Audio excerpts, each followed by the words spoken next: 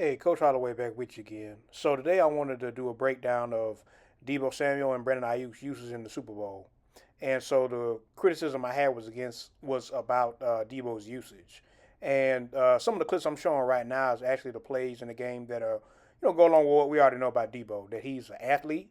You put the ball in his hand, give him a head of steam, and he can do something with it. With these screens and these reverses right here. This is where his bread and butter is. He just overall athlete. You can do whatever you want to with him in that. But in the Super Bowl, I had a critique of Shanahan's use of him as a primary receiver, which I don't think is his role. First weakness I saw was his release off the line. He didn't have an innate sense of knowing how to do that. Here he is at the top of the screen, and the defense is going to be in a cover zero. All the defenders are aligned inside, so it's a tell on what the coverage is, and he doesn't know how to get his release point out there. As I said before, the leverage of the defense is inside, the defender's inside. And the first thing you see him do is step toward the defender inside. Because of this, he ends up getting in a little fighting match with the defender. And as you see, he's turned, but his body is more upfield than shallow. And he's not free enough to get some separation to get this reception. Now, this is a timer throw. This is a hard throw for Purdy to make. But when you waste time like this off the line, that's what makes it hard for the timing, especially when it's a hot read cover zero. Now, this example, he actually doesn't get a target, but it further proves my point. So he's doing what we call a whip route, and I'm not really sure if that's what it's supposed to be because how he runs the route and fights with the DB right here is just not, the release is not quick enough in order to work with the timing of the play. And so you see Purdy ends up having to scramble around and do something else and get sacked. So another weakness I see in this game is his route running and separation. Because you got a guy that's a number one receiver, you need to be able to change direction and be able to cut off the defender from you and the football. And you see him right up here, and what he's going to do, he's going to run what we call a dig route.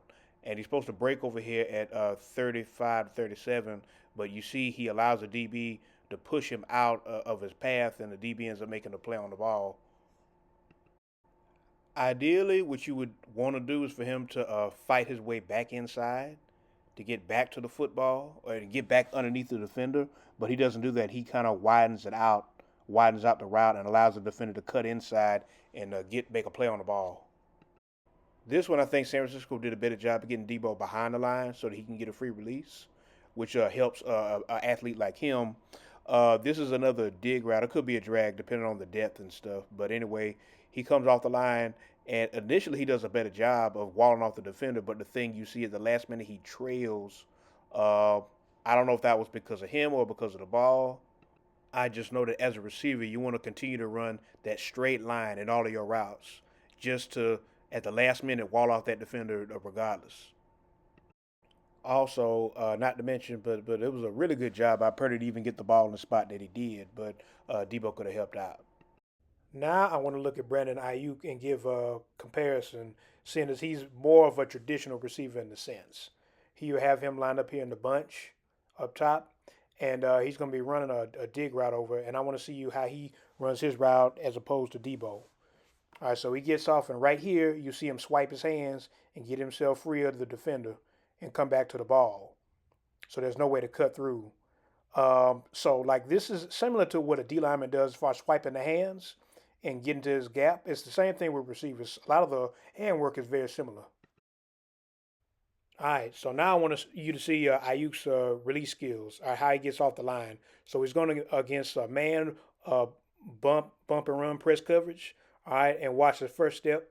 He goes to the outside and then swipes his hands and gets back inside and is able to get separation. He's actually open, but Purdy decides to go to Kittle and misses.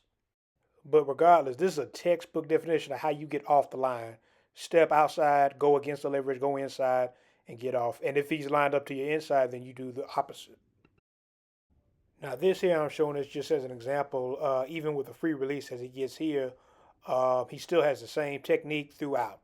Still runs his route, perfect angle. All right, still, and he gets free and then gets a reception on this one. Now, this here was a target, but not necessarily a reception. So Legere Sneed is actually kind of shaded outside, and Aiyuk just goes right to there. So this is actually a bad job by Sneed, but he's able to get outside and fight him off to get back to the football, even though it was tipped at the line. But for me, it's just the constant readjustments and instincts of Aiyuk to make him a better pure wide receiver at that position, more so than what Deebo brings to the table. There are certain nuances to playing the receiver position that Aiyuk just understands innately more. Even through a route like this, where he sits in the zone on this dig and the ball is right there, so he's in sync with the quarterback even at that point. Like that's some stuff that he is better at than Deebo is.